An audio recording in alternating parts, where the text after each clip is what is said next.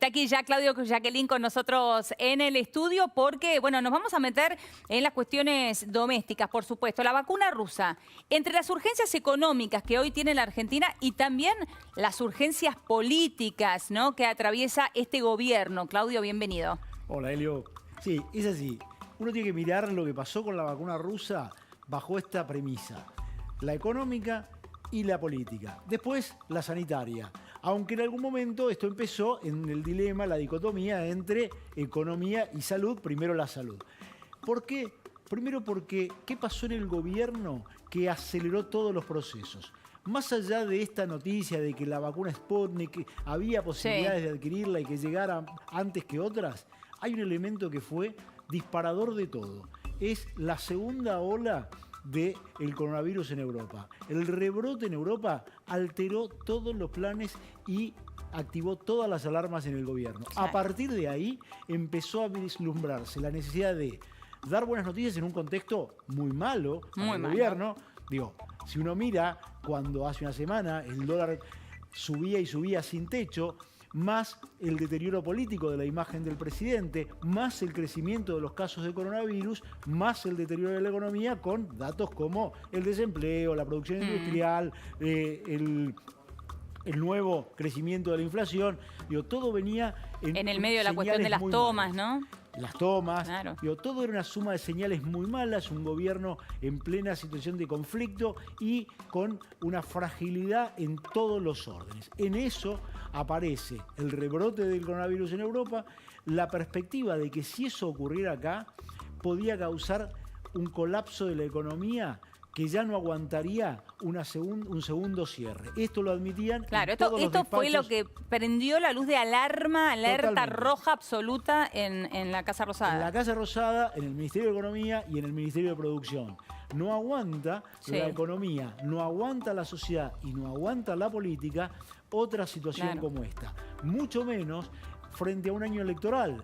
¿Por qué? Porque la expectativa del gobierno era que, en primer lugar, bueno, a lo mejor no se hacían las PASO y permitía postergar elecciones para llegar con un poquito más de holgura si es que las proyecciones optimistas de la reactivación de la economía llegaran, porque sabían en la Casa Rosada que esas proyecciones, en el mejor de los escenarios, no se iban a sentir hasta bien avanzado el año. Claro, en vez de tenerlo en agosto, bueno, lo pateamos a octubre. Lo pateamos a octubre. Sí. Pero si llegaba una segunda ola, con la virulencia que está teniendo ahora en Europa, y obligaba a otro parate de la economía, la Argentina entraba en una situación de altísimo riesgo, el gobierno en una situación de extrema fragilidad, mucho peor que la que ya tiene, y tenía que abordar un test electoral. Esto es lo que hay detrás de este apuro, que tan claro es que ayer Ginés González García, en la charla que tiene con los periodistas científicos, admite que las opciones no eran ir por una vacuna que no tuviera producción local para poder hacer el seguimiento de todo el proceso y de todas las opciones de seguridad que podía darle una vacuna que tuviera producción local. No estaba ahí, inclusive ahora, cuando se sabe esta opción por comprar las 25 millones de dosis de la vacuna rusa, que el mismo ministro sigue diciendo, bueno, nosotros preferíamos otra cosa. Tenemos otra urgencia. Esto no nos aseguraban las otras vacunas poder estar vacunando en este tiempo.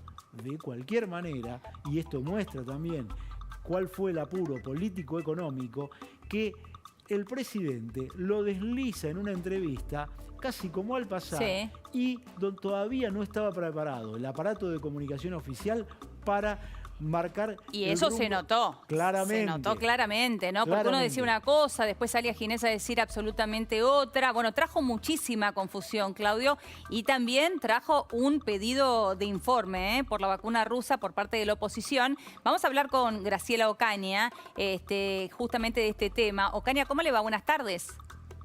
Buenas tardes, ¿cómo está? Bien, muy bien. Aquí estamos con Claudio Jacqueline, bueno, haciendo un repaso de cómo fue también la comunicación por parte del gobierno y cómo han tomado la decisión rápidamente de también viajar a Rusia, ¿no? En principio en secreto, algo que no se conocía, ¿no?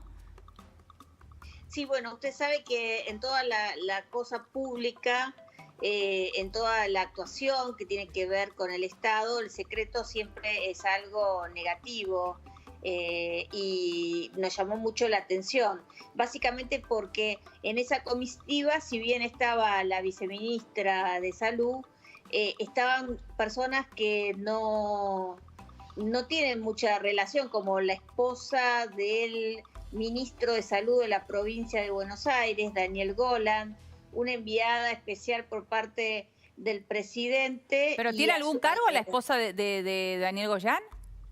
Ignoro, estamos preguntando esto y básicamente nos llamó la atención que, por ejemplo, no invitaran a nadie de, digamos, los expertos que asesoraban al presidente o, por ejemplo, a la Comisión Nacional de Inmunizaciones, que es en definitiva la que tiene que autorizar la utilización de vacunas o la que tiene mucho para decidir sobre esto y que incluso ya ha tomado contacto con 4 de las vacunas que están en fase 3, incluso la vacuna rusa.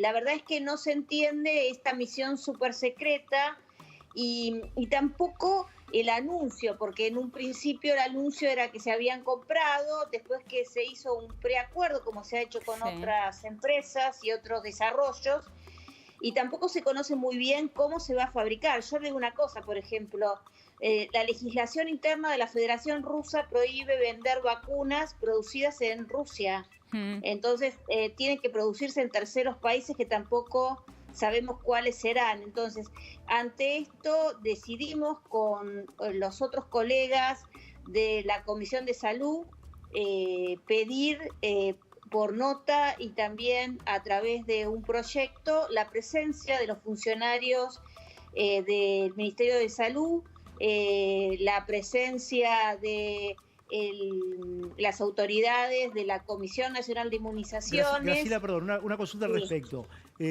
¿A quien convocan es al ministro o a la secretaria de Acceso a la Salud, Carla Bisotti, que es quien viajó a Rusia? En un principio convocamos a Carla Bisotti, porque creo que ella es la que tiene más información que el propio ministro, porque el ministro está diciendo cosas que ella está diciendo otra cosa. Entonces, este es el punto que quería preguntarle, porque el ministro dijo 2 cosas que llamaron mucho la atención. Una es la intención inicial de que se optara por vacunas que se fabricaran en la Argentina para que se pudiera hacer el seguimiento de toda la producción y se verificaran todas las instancias la seguridad y la efectividad que tuviera. Cosa que en este caso no. Y esto lo dice aun cuando ya parece avanzado el acuerdo con la Federación Rusa. Y en segundo lugar, esto que usted menciona anteriormente, que es que esta vacuna no se fabricaría en Rusia, sino probablemente en India y China. Respecto de esto, ¿qué es lo que más le llama la atención ante esta situación y cuál es la situación, según su perspectiva y habiendo sido ministra de Salud, del ministro de Salud que parece que está corrido de la toma de decisiones? Sí, mire, yo quiero decirle 2 cosas. También nos llama la atención, por ejemplo, por qué no se ha propuesto, como otros países, la transferencia tecnológica de la vacuna de la Federación Rusa a laboratorios argentinos, públicos o privados. Creo que la Argentina tiene capacidad. Me dicen que la tecnología es muy similar a la de las vacunas de gripe. Usted sabe que Argentina ha desarrollado laboratorios que llevan adelante este tipo de vacunas. Bueno, la propia de Oxford, que se va a producir en la Argentina, la van a producir con una transferencia tecnológica en laboratorios argentinos. Y esta opción queremos saber si se planteó, por qué se desechó. Hay muchos interrogantes, incluso el precio, porque usted sabe que en el presupuesto está... $19, ¿no? Dijeron que costaba.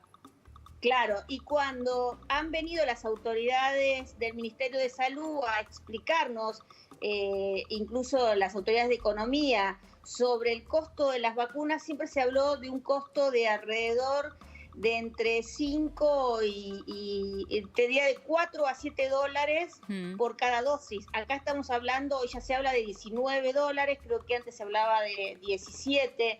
Entonces, queremos saber un poco para darle un poco de claridad. Y estamos hablando también de una vacuna que es cuestionada en su fase 1 y en su fase 2 no hay documentos que avalen la vacuna como y en definitiva también, digamos, está en plena fase 3. Entonces, adquirir una vacuna que no está aprobada, o sea, que es la no vacuna, porque no está aprobada más que por las autoridades de la Federación Rusa, pero no está aprobada por la Organización Mundial de la Salud. Ahora, la vacuna tendría que después ser aprobada aquí, tendría que pasar por la ANMAT, ¿no? Esto también es un punto flojo porque se le da muy poco tiempo a la ANMAT para trabajar sobre esa vacuna y para verificar que es segura. Ellos ya han comenzado el trámite en el ANMAT, entiendo que en esta semana, e incluso quien ingresa el trámite, porque lo tiene que ingresar un laboratorio, es un laboratorio bastante cuestionado, HLB creo que se llama Pharma, HBL. Es un laboratorio... HLB Bernabó, es el laboratorio, el ex laboratorio Bernabó.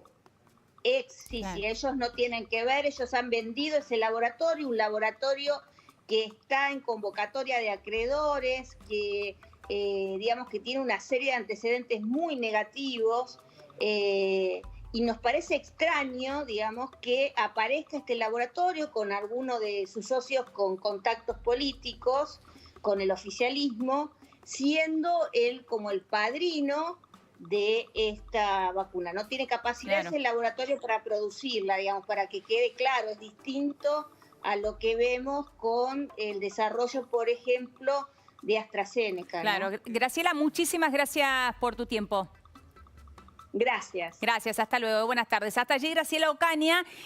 Claudio, para cerrar, digo, esto que vos planteabas recién, mientras hablábamos con Graciela, el lugar que ocupa hoy Ginés González García, ¿ha quedado relegado? Claramente, Ginés González García hoy es una figura decorativa del Ministerio de la Toma de Decisiones respecto de todo lo que tiene que ver con el coronavirus. Esto muestra que además queda instalada la sospecha de cuáles son los intereses que hay detrás de la vacuna rusa.